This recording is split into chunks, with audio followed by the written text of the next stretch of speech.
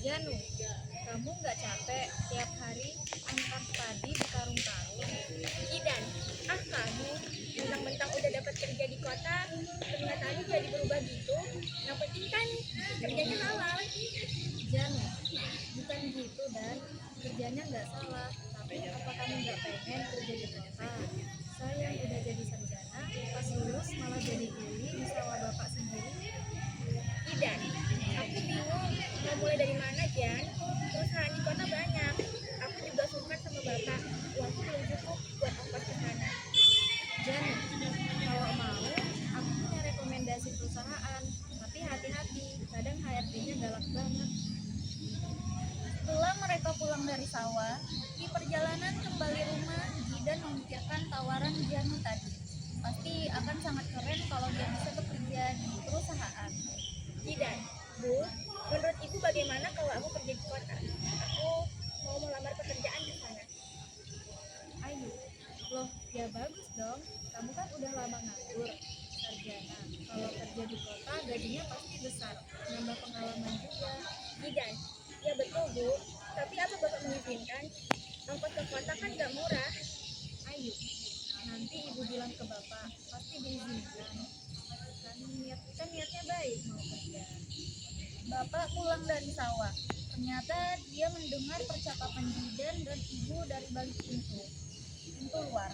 Lantas dia masuk dan menyahut. Joko, ya kalau memang kerja nggak apa-apa, pergi aja. Nanti tak modeli biar bisa ke kota. Joko, daripada di sini cuma jadi tukang aku pagi, sia-siakan ijazah kuliah sama gelar sarjana itu. Joko, Bapak udah jual sapi, sampai jual tanah, sekalinya lulus dapat gelar, bagus, malah jadi petani kayak Bapak. Dasarnya memang kamu nggak mau usaha. Tidak, bukan nggak mau, Bapak tuh nggak tahu kalau cari kerja di kota itu susah. Joko, ya makanya kamu Bapak sekolahkan yang tinggi, biar nggak jadi pengangguran. Ayo, sudah toh pak, gak usah diunci terus, kasihan anaknya, mungkin ya belum rezeki. Singkatnya, Jidan mengirim surat lamaran ke beberapa perusahaan yang jadi rekomendasi Janu, dan 2 diantaranya memanggil untuk wawancara kerja. Jidan, Pak, Bu, saya pamit berangkat dulu ya. Ayo, hati-hati ya, jangan lupa doa. Joko, cari kerja yang benar, jangan macam-macam di sana, biar berkah. Jidan, iya Pak, saya berangkat. Sampai di kota, langsung saja Jidan bergegas pergi ke perusahaan kerja jati yang pertama memanggilnya. Lalu bertemu dengan HRD di sana untuk wawancara kerja. Jidan, jadi gimana Bu? Citra, sudah bagus, CV-nya sesuai. Jurusan kuliahmu juga. Mungkin lusa udah bisa mulai kerja. Jidan, baik, terima kasih banyak. Citra, untuk gaji perusahaan bisa kasih kamu 3 sampai 4 juta per bulan. Oke? Jidan, nggak bisa lebih lagi Bu. Citra, nggak bisa, sudah segitu ukurannya. Kamu masih baru. Jidan, ya Bu, kebutuhan saya itu nggak sesuai sama nominal gaji yang saya mau. Citra, ya udah kalau nggak sesuai silakan cari perusahaan lain. Jidan, kalau gitu saya permisi. Terima kasih. Jidan pergi setelah menolak pekerjaan itu. Dia pergi ke perusahaan Surya Prima, perusahaan kedua yang memanggilnya. Dia kemudian menemui HRD untuk wanita, berharap kali ini cocok dengannya. Laura, dilihat dari cara kamu jawab, CV sama pengalaman sepertinya kamu diterima. Laura, kamu bakal kerja jadi staf di bagian administrasi mulai besok. Jadi siap-siap ya. Jidan, untuk gaji gimana Bu? Saya boleh tahu kisarannya?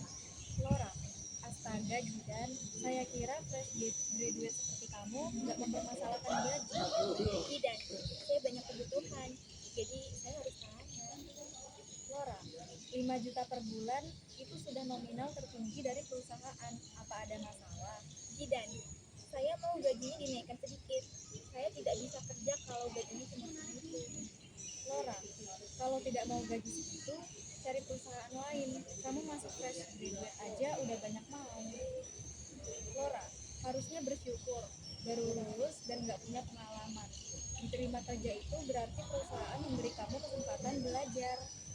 Dan maaf tapi saya benar-benar butuh. Lora, iya tapi perusahaan ini juga bisa mencari karyawan lain, jadi silakan pergi. Kemudian Gidan pergi. Dengan hati kalut dia pergi pulang ke desa. Sampai di rumah dia menceritakan semua yang terjadi di hari lalu pada orang tuanya.